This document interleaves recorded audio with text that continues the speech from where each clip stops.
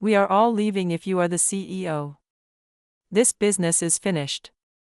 As I picked up the stack of letters left on the CEO's desk, Fu announced to Kevin, the department head, that he had sneaked into the office without being seen. That's what this is all about, he said. When I turned down his demands for a raise, he used to leave with a final statement like, "You'll regret this." It appears that he planned to go and take other staff members with him. I feel like I've failed in some respects, I thought, when an employee tries to incite revolt. But since this was a significant issue, I made sure to check with Kevin. Kevin, just to clarify, you're saying you intend to resign from the company, correct? I asked. Kevin gripped his gut and let out a loud laugh. Why, I am saying just that. I have no other option because you won't increase my pay. Talented people are abandoning dull companies these days. When I heard this, I answered, "Thank you," looking him in the eye. That is really beneficial. I'll get the required documentation done. Kevin made an astonished squeak, his face twisted in bewilderment. He had no notion that things he didn't like were about to be revealed. Chris is my name. I am the CEO of a tech startup, and I'm in my 30s. Although it may sound amazing, becoming the CEO of a business is not as wonderful as it first appears. It's nothing to brag about because I didn't start the company myself. I ended up taking over the role because of circumstances. My dad actually started the business a few years ago, but he died after falling unexpectedly. I'm sure he overexerted himself because I've heard that he'd been working non-stop for years and hardly getting any sleep.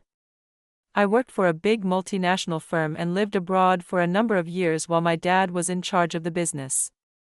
Although I was aware that he had founded the company, I was never able to witness his hardships or efforts before he abruptly left. My dad had requested me to assist him with the business at the time, but it's too late to work with him now. I didn't feel anxious about the future because I'd always been economical and had saved a respectable sum of money. I was interested when my dad informed me about launching his company, but I wanted to finish a big project at work that I was really invested in. I informed him that after finishing my current task, I might give it some serious thought. I learned of my father's death just as I was finishing off the endeavor. Ultimately, I quit my work before finishing the project, went back home, and took over my dad's business. I'm not very proud of myself under these circumstances, but I cannot continue to look down indefinitely. My father always had my best interest in mind when he spoke to me, even though I worked for a large firm. I went through a difficult time in high school when I didn't fit in and ended up skipping class, eventually enrolling in a free school. My dad always encouraged me with kind words, "Pursue what you love and compete in areas you are good at. One day you'll discover your strengths." Those words inspired me, and I started exploring things I was interested in and believed would be useful in the future. I studied computers, languages, and even got certified in color design. Because of that, I was able to develop apps as a high schooler and gained enough language skills to hold business conversations with foreigners.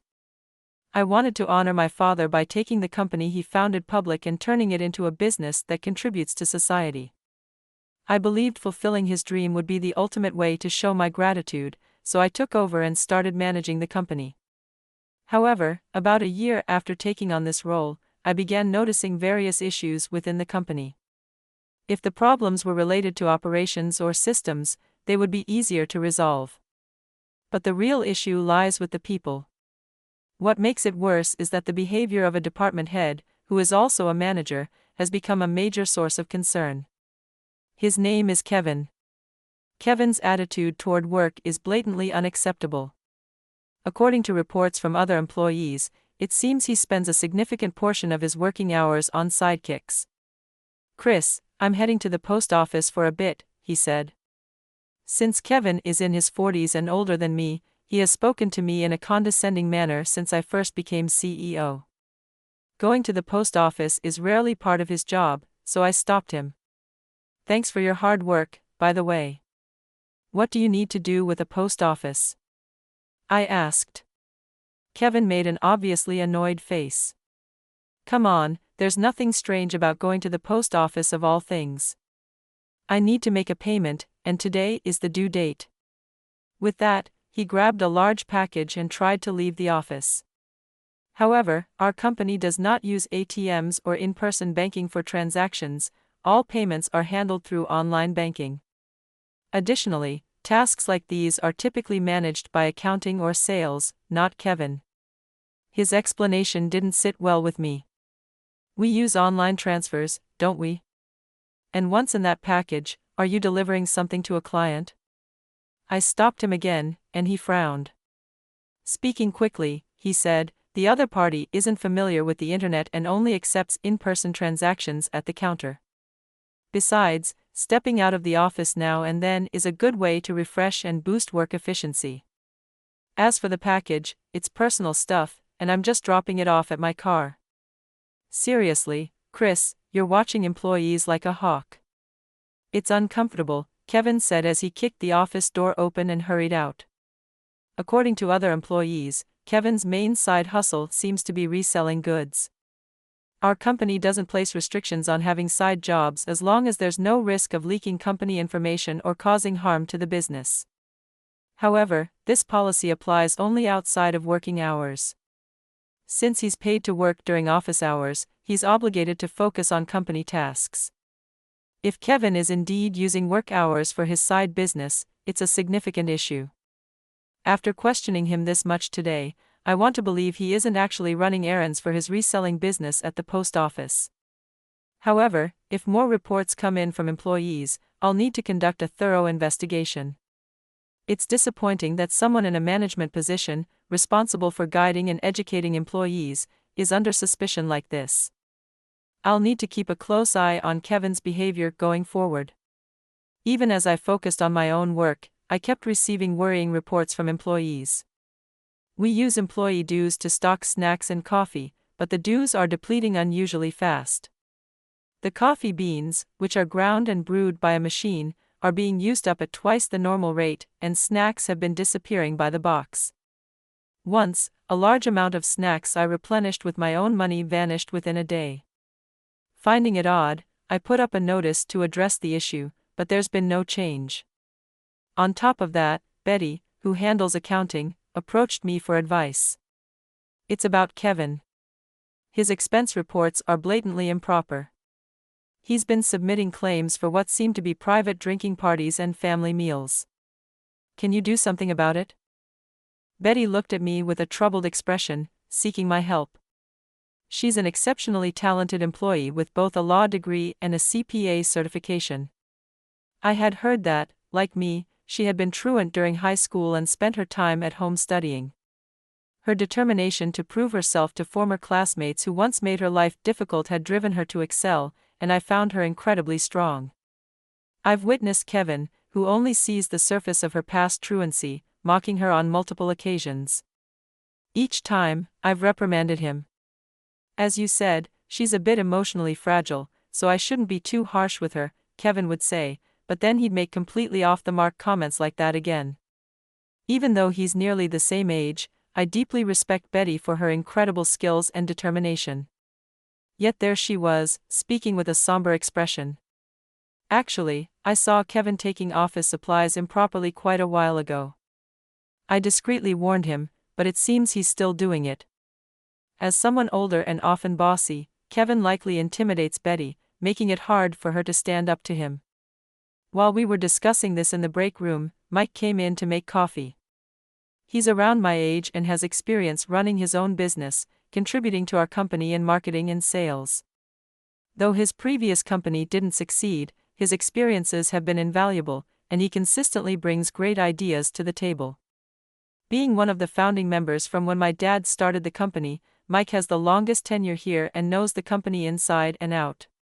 It wouldn't be an exaggeration to say that the company runs smoothly even with me as CEO because of him. Both Betty and Mike are truly outstanding individuals. Having overheard our conversation, Mike chimed in. "Betty, I think you should let Chris know about that matter as well. It's not good to carry the burden alone, and this is a problem for the organization." With tears in her eyes, Betty slowly began to open up. She revealed that Kevin had been persistently asking her out for meals recently. At first, she agreed, but it became clear that he had ulterior motives.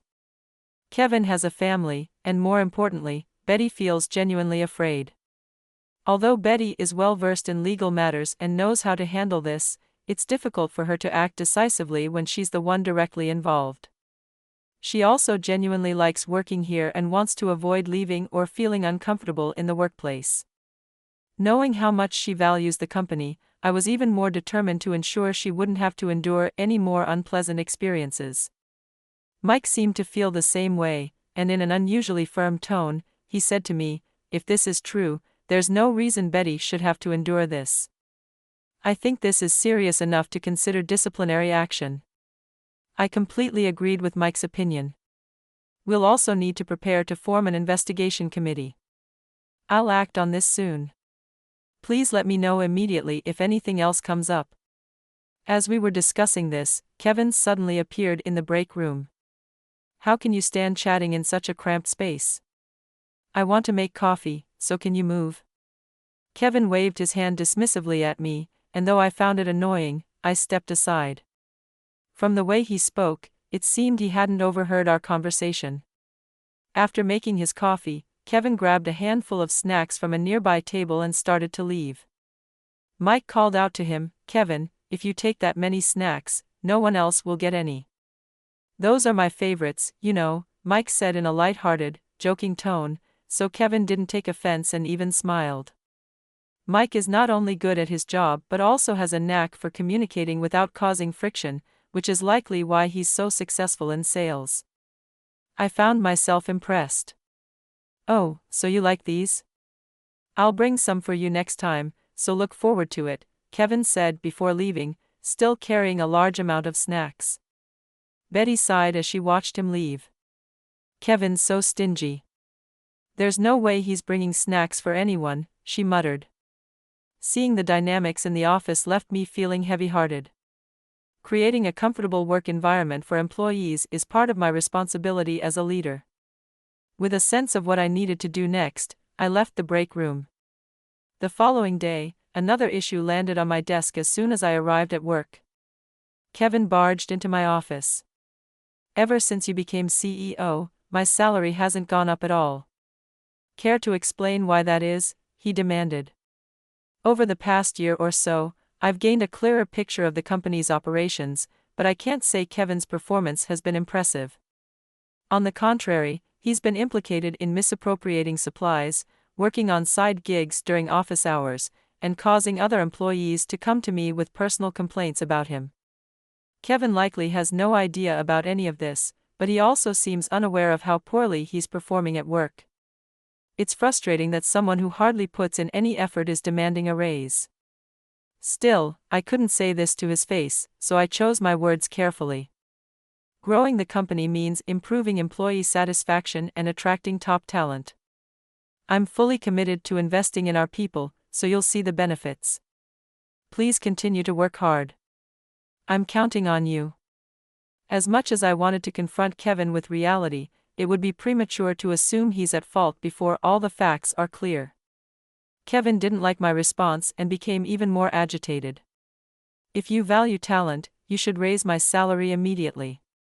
Otherwise, skilled people like me will leave for better opportunities. It's easier than ever to switch jobs these days," he said, clearly threatening me. But it only left me feeling annoyed rather than worried. I made sure my frustration didn't show on my face and responded with a smile. "I understand your point. However, a company must be sustainable to thrive. Increasing labor costs with the current profits wouldn't be a wise move." Kevin slammed his hand on the desk and gave me a menacing grin. "Got it. That's your answer, right? Done crying later." Without another word, he turned his back and stormed out of the office, slamming the door behind him. Later that evening, when I returned from an outing, I found a stack of envelopes on my desk. Curious, I picked them up. Each envelope was labeled "resignation letter." There were about 30 envelopes in total. The idea that so many employees would resign at once is unheard of in a normal company. When I looked up, I realized Kevin had slipped back into the office without me noticing. Grinning smugly, he announced, "If you are the CEO, we're all quitting. This company is done for." So that's what this is about. Previously, when he came to negotiate a raise and I rejected his demands, he left with a parting remark like, "You'll regret this." Having an employee attempt to incite rebellion is, in some ways, a failure on my part. However, this was an important matter, so I made sure to confirm with Kevin. "Kevin, just to clarify, you're saying you intend to resign from the company, correct?" Kevin laughed loudly, clutching his stomach. "That's exactly what I'm saying. You won't raise my salary, so I've got no choice. It's the era where talented people leave boring companies behind." Hearing this, I looked him straight in the eye and said, "Thank you. That's a big help. I'll proceed with the necessary paperwork." Kevin's face contorted in confusion as he let out an incredulous noise. He had no idea that things inconvenient to him were about to come to light. "What's that supposed to mean?" Kevin bluffed. "All the core members of this company, including Mike and Betty, are leaving with me." Though I knew this wasn't true, I didn't bother denying it outright. Instead, I began revealing the facts to Kevin bit by bit. "I acknowledge your resignation but will be in touch with you several times regarding follow-up matters, just so you're aware. You likely won't be receiving any severance pay. I wanted to let you know in advance since you'll need to plan for your future." Kevin's eyes widened in shock. "Hey, what kind of nonsense is that? The company employed me, so you can't treat me differently from the others for resigning." At that moment, Mike and Betty walked into the office. Betty was the first to speak. "That would only apply if you had been working as diligently as the others. Unfortunately, we've already gathered enough evidence of your misconduct, and you'll need to make amends for that." Kevin looked back and forth between Mike and Betty, his voice trembling. "What's gotten into you all of a sudden? Aren't you two leaving with me? You promised to quit this company and work as employees at the company I'm starting." Betty and Mike exchanged glances, and Mike let out a sigh before responding in an exasperated tone. "We said we would follow you, sure. We said it sounded fun, but starting the company isn't that easy. Someone who can't even earn the trust of their colleagues isn't likely to succeed. There's no way we're boarding a sinking ship we already know is doomed." Mike's words were harsh, but they carried weight. Coming from someone with first-hand experience in starting a business, it was clear that he understood the challenges and risks involved. He instinctively knew Kevin wasn't capable of succeeding. Mike continued, "By the way, in the company you're planning to start, would you turn a blind eye to employees working side gigs during office hours? If so, maybe I'll join your company while still working here. You know, I've already informed Chris about how you've been spending work hours reselling items." Hearing this, Kevin visibly panicked. "How do you know about that?" "No, you've got it all wrong. I'm not doing any side gigs." Kevin desperately tried to cover it up, but Mike wasn't letting it go. "Then why do you frequently go to the post office to ship packages? You often say you're going there to make payments, but there's no record of any transactions. I followed you to the post office once to check things out. You see, I have connections at the post office and could have just asked, but I wanted to see for myself." Kevin stiffened and lashed out in defiance. "You were sneaking around and following me? That's cowardly. Besides, it's the fault of management for paying me so little. I have a family to support. I had no choice." Kevin was being paid well above the average salary. If he truly couldn't manage to support his family, it was either a blatant lie or a sign of poor financial management. As Kevin made excuses that didn't hold water, Betty stepped in to press him further. "So is that why you submitted fraudulent expense claims, claiming family meals as business expenses and submitting receipts for personal purchases? Those have all been verified." At Betty's words, Kevin turned pale and began sweating. His reaction made it clear that her accusations were true. Betty continued, her tone icy. "By the way, do you recognize this old printer sitting here in the CEO's office? I bought it through a marketplace app. Kevin's eyes widened in horror as he looked at where Betty was pointing. "No way," he muttered, covering his mouth with his hand. "You've been stealing company equipment and selling it on the Marketplace app, haven't you? The model numbers match, and some of the items still have the company's property management stickers on them. Your recent Marketplace sales have been doing well, haven't they?" "That's because I bought a lot of them myself."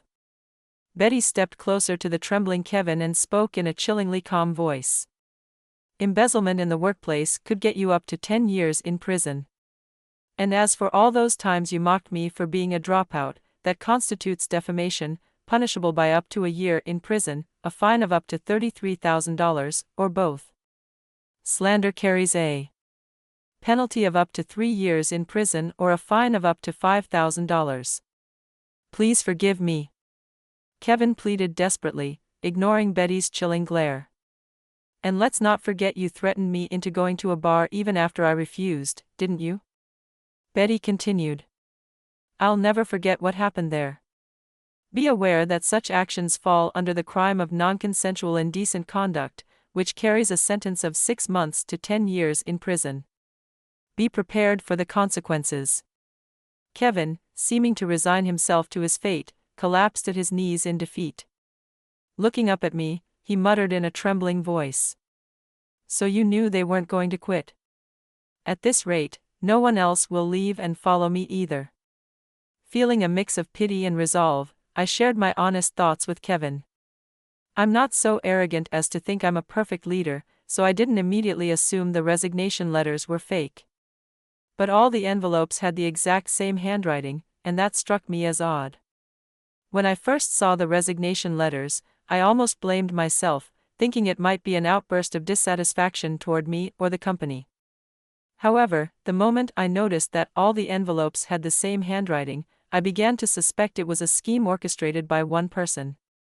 Then Kevin suddenly announced that he was leaving with a group of employees, turning my suspicion into near certainty, which led us to this point. Either way, you can no longer stay with this company.